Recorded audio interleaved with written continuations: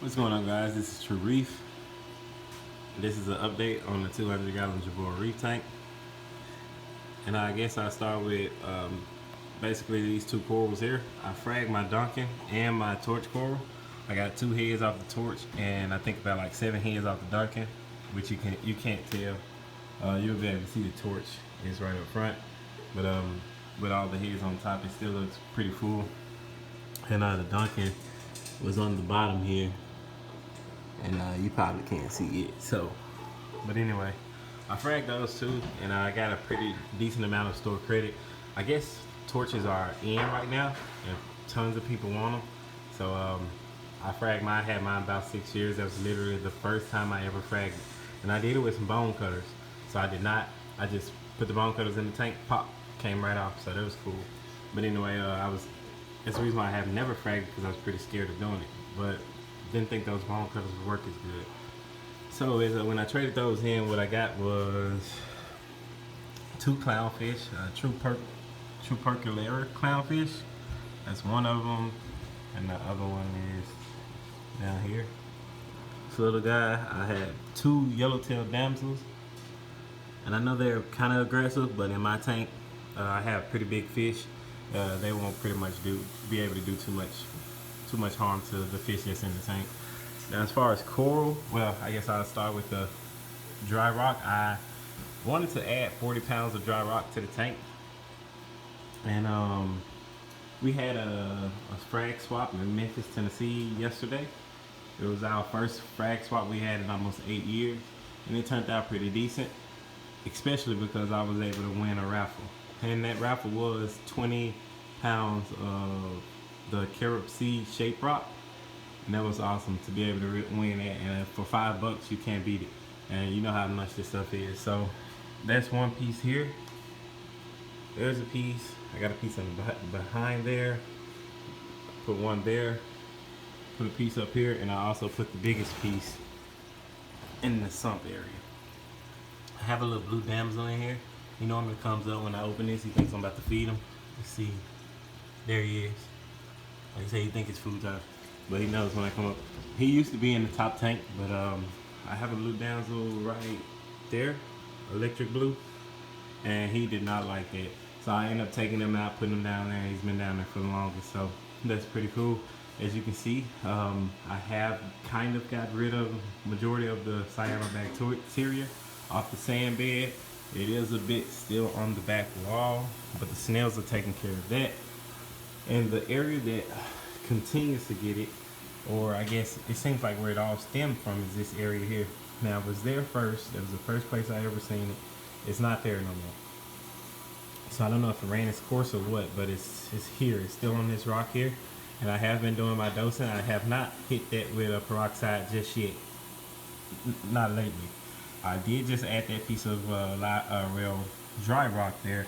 It will be live one day. I did dose stability, and I also put in about 3 12-ounce bottles of copepods, 3 different kinds, and I'll show you guys that in a minute.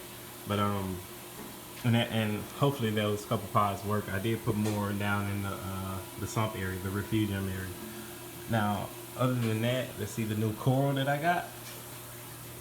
And majority of it is, I'm trying to fill out my little Zoar garden here. So, see, there's one. Those are scrambled eggs, Zoars.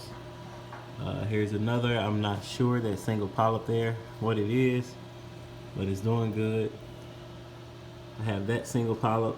I'm not sure what the names of these corals are. They're not really showing up on camera, but they are looking great. And this whole disc right here. So it has some green Zoars. I know those yellow Zoars, I'm not sure of the name of them, but they are yellow, look extremely good. And those Fruit Loops in the back. So those all came together. And that was pretty cool from Reef and Finn. Reef and Finn, you guys gotta check him out. That's actually who I got my copepods from as well. So now let's hit the rock. Oh yeah, one more piece of coral that I got is this nice blue tort. Well, not tort, but an SPS frag. I just put it in yesterday. The polyps are out, looking good. At nighttime, the polyps are almost as shaggy as as that piece there. So it will have to adjust to the light. It's under the metal highlight and partially the AI prime, and they're both hidden down on that little one center area. I put the AI prime because I had it and it adds more blue light, so I like it there. Plus the Phoenix 14K, it's cool, but I only run the Phoenix for like 5 hours a day. So the AI prime is on the entire length, which is about 10 hours, 10 and a half or something like that. So as far as that, all the fish are doing great. I did lose the powder brown that I had, and I'm not sure what happened. It was eating everything. I mean, it was looking good, and then one day it's just like it didn't come out, and so it died. And that's of course the reason why I replaced those with those 4 fish there, those smaller fish, which will grow out and be just as cool. I may add maybe I don't know, 2 or 3 more fish, because as you can see, if you see one side of the tank is all the fish, and then that side you barely see any movement, but those just went over there.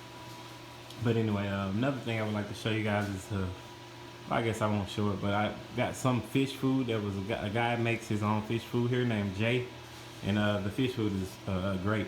My fish love it. As soon as I put it in the tank, they went crazy for it. I mean, they actually fight over it. Never seen that. But anyway, other than that, like I said, the corals are doing great. The SPS corals, and I'll give you guys the growth shots of these later on, like in another video. But they all are doing pretty decent. The colors are looking good. Let's see. I'm gonna turn off the T5s and see what it looks like.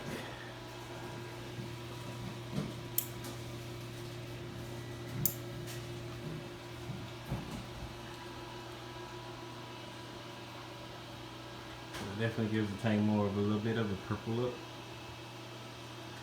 but everything still looks great. And that's only with the LEDs and the metal highlight on. The JEBAOs, of course, is AL120 JEBAOs, AL150s. I'm sorry. And there's a guy here selling some Kelso LED 160s, I believe, and he's trying to get rid of them for like 65 bucks a piece. They're just such a good deal. I'm considering buying them and running them as just moonlights, but I'm not sure about that. So if you guys think that'll be a good idea, you let me know. But I do want them for 65 bucks. You just can't beat that. But anyway, this is True Reef. This is an update on the 200 gallon JEBAO reef tank. I'll catch you guys on the next one.